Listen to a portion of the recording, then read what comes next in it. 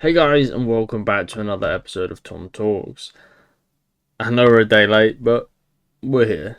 In today's episode, we're going to be talking about confidence, how to gain it, and what prevents us from getting it when we need it most, as well as my experience with it. First things first, it's tough to gain confidence. You have to go out of your comfort zone to create your comfort zone. By that I mean you need to do whatever it is that is making you worried. For example, if you hate talking in front of crowds, talk in front of crowds. You'd be surprised how much it helps. And the more you do said thing, the more confident you'll get. Practice makes perfect, right? You could be doing a driving lesson, a presentation at work, or singing on stage. Just the first time you do it is going to be the toughest, but the more you do it, the more confidence you'll get. The hardest part is doing it for the first time. Like I've said, this is where the mental battles begin. At first you doubt yourself, you don't want to do it. You'd rather be doing something else where you feel mentally safe and relaxed. This is the tricky part to explain. In my case, I was shy and a quiet kid, especially at school early on. I'd get upset when I got picked on to answer a question by the teacher. I just would shrivel up and get upset because I was afraid of getting it wrong. Presentation days in class were nightmare fuel. I always wanted to call in sick. My parents just said the more you do it, the easier it becomes. And as a teen, we just don't believe our parents when we should. I'd always rush. I'd rush my presentations and do the minimum. But I started to gain confidence the more I spoke to people and accepted I wouldn't be right about everything. In this case, I was at school to learn, so what if I get a question wrong in front of people? I get like this now, and a lot of my classmates in my acting class get like this as well. I had the worst week last week, it knocked my confidence down bad. I was considering changing profession dreams because of one 3-hour class that just didn't go the way I wanted it to. I was stressing all week about it, thinking I'd look stupid again. I'd forgot that we're all there to learn, and we're all there to learn the skills needed to achieve the dream.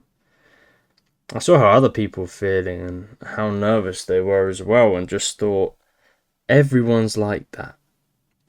Everyone's like that. So why not just be myself? So what if I look stupid? They're going to forget about it. They are going to forget about it because they're so worried about themselves.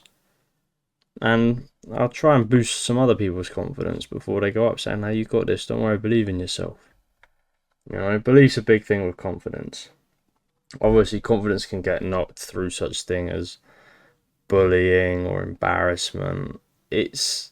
Confidence is one of the hardest things to gain, honestly, and I definitely wouldn't say I'm a confident person. I just get by. I just get by. I just go, yep, that's how it is, and just work around it there and then. It's confidence is like the hardest thing to achieve, especially through your teen years. I was up and down. Starting off at primary school, yeah, the older I got, the less confident I got. You're a 5-year-old, you don't give a shit, do you? You're top of the world. It's Lego time, and trains and dinosaurs. But the older you get, the nastier people get.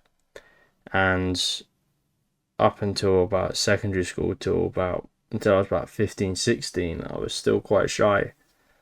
It was just confidence I got from teachers, like compliments. Compliments are a combination code to unlock confidence. Compliments, they're like one of the first digits in a 3-pin combination lock. And I got complimented about, hey, you should take drama and that boosted me. I was like, oh, okay. I guess obviously seeking validation in people, whether you have a girlfriend or not, or a boyfriend or not, or how good like stuff is at home with family. There's so many contributing factors, and you just got to tick all the right boxes. You don't need someone like a significant other to have confidence, but I mean, for example, like a lot of people don't have partners because they want to work on themselves, and work on themselves is mentally, physically, and obviously confidence comes from both. Um, it's it's it's a test. It's a test of your humanity, confidence. But as I was saying about compliments, yeah, if you give a compliment, you can boost someone's confidence. So definitely give that a try. I mean, my mom said, "Hey, you got a nice haircut." I was like, "Oh, cheers." And my hair is dreadful, so